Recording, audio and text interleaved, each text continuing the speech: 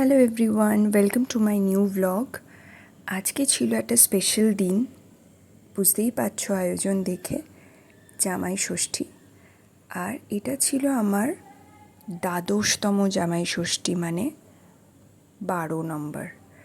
এখানে দেখছো মিয়ামরে থেকে আমার বোন পেস্ট্রিজ আনিয়েছিল, বাট গরমে আনতে আনতে এগুলো বেহাল দশা হয়ে গেছিলো আজকে। এত গরম ছিল আজকে সারা দিন। তো এখানে দেখতেই পাচ্ছ 5 রকমের ফল, 5 রকমের মিষ্টি সহযোগে আয়োজন করা হয়েছিল। তো সবার সাথে সাথে আর্যও ষষ্ঠী নিচ্ছিল, কারণ ও মধ্যমণি হয়ে থাকে। তো সবাই আমরা পুরো ষষ্ঠীটার জন্য ওয়েট করে থাকি, বিশেষ করে জামাইরা তো বটেই। লাস্ট 3 বছর আমার হাজব্যান্ড বাইরে ছিল এই ষষ্ঠীর টাইমে।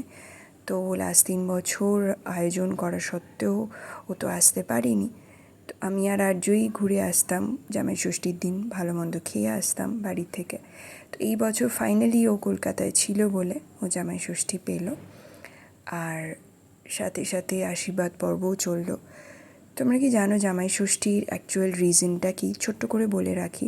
আগেকার দিনে মেয়েদেরকে বিয়ের পরে বাপের বাড়ি আসতে দেওয়া হতো না।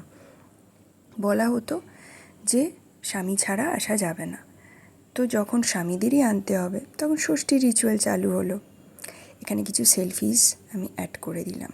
ভিডিওটা ভালো লাগলে লাইক, শেয়ার, সাবস্ক্রাইব করে নিও। Thank you.